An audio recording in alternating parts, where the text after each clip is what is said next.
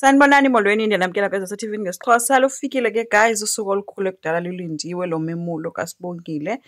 AbakwaDlamini bayaya ke nabo ke ngaphandle kovusi nogcina abasekwimishini yabo ke asazi noma bebengazoya or bebengazuya na.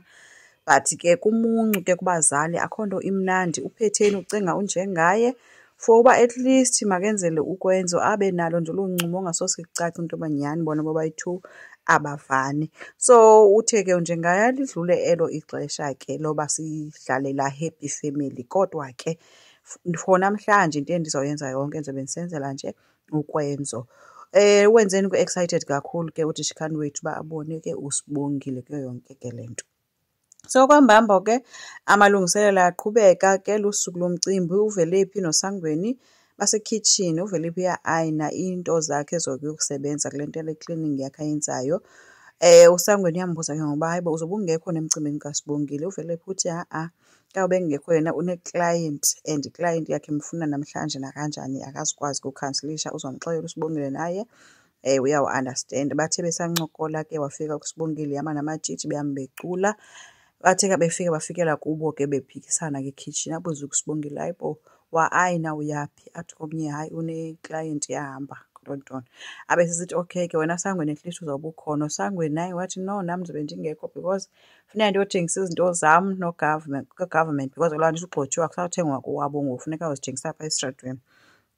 So naye akazi uba khona. uSibongile ke wathi okulungile ke. So uyibonile ke uSibongile into yoba icacile into yoba uyedwa nyhani uzalwa yedwa ke ekugqibeleni. So saze sasibi ke guys ispirit sikadiliwe ngoba sihlele ebantwaneni asifuni nditsho izinto ezintle for uSibongile.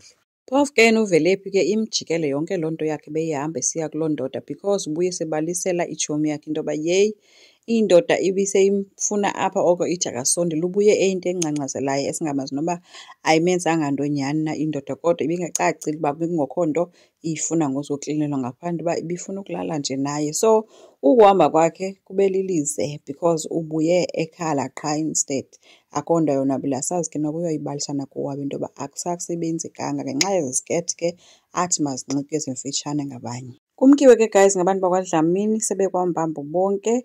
Kushiyeke uVusi ke noGcina ke. uGcina ke ushiyeke elapha ke kuVusi embuza into yoba imali sowuyenzile na soyithumela imali. uVusi ke uthi hayi khona umnganam ozoyenza nam yonke le nto. Ubhizi into zomsebenzi wathi uVusi akayihoyanga le nto but uGcina yeyi wammela into yoba yebhuti ndithe kuwe kuleythi asinaxesha yenza le nto. Hayi ade andinyanzelise ke ngoku uVusi into yoba ndicela undixelele uba kwenzeka ntoni because cacile ikho nto yaziyo endingayaziyo mna. Ngoba oku kunyanzelisa kwakho into yoba masenze yonke le nto yale mali ikho nto yaziyo.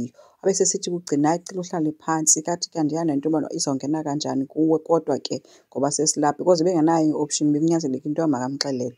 Watsho ke into yoba wena kaloku awungowakwaDlamini. Abe sebuzwa kuVusi hayibo uyithatha phi loo nto. Atsho into yoba no ndeva utatakho ethetha akatsho ukuba ithetha nabani. So uVusi uvele wadana ke guys engazi noba makathini.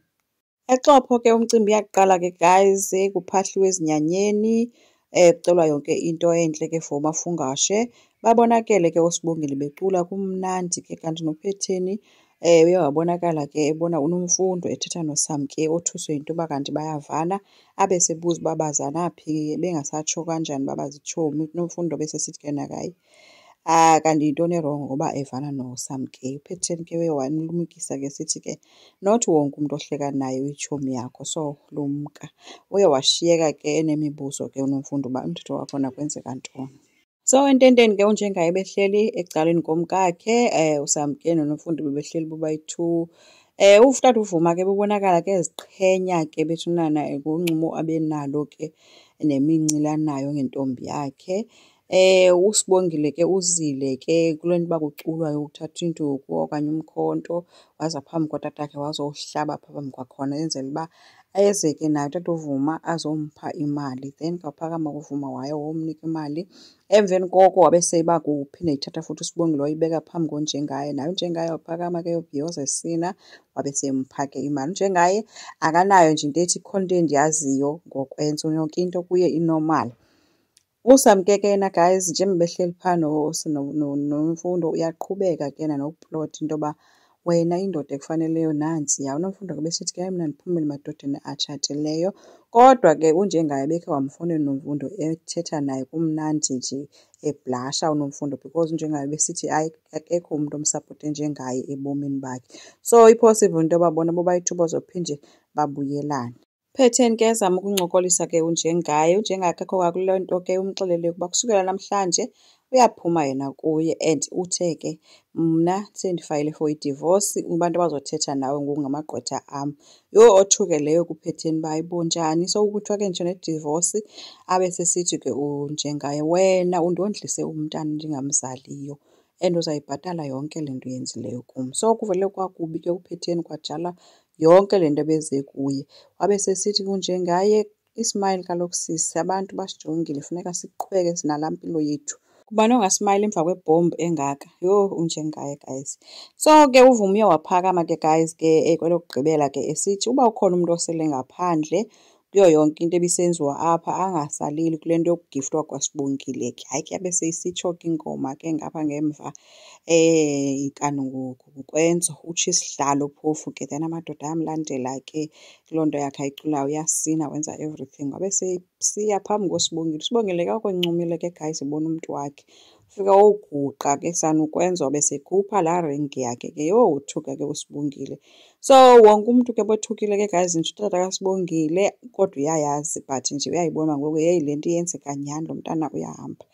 So noSibongile ke iphele engekatsho nento yoba uyavuma kwabe kugqityizelwa ke kumnandi ngabanye abantu but ubumbona uba akabhilivi. Wabe ke uKwenzo ethetha ke sithi will you marry me? So bengekaphenduli ke guys, asazi ke uba izawuphelela phi. Enkosi, ngicela siqhubeke subscribe, silike, singakhomenta futhi. Bye.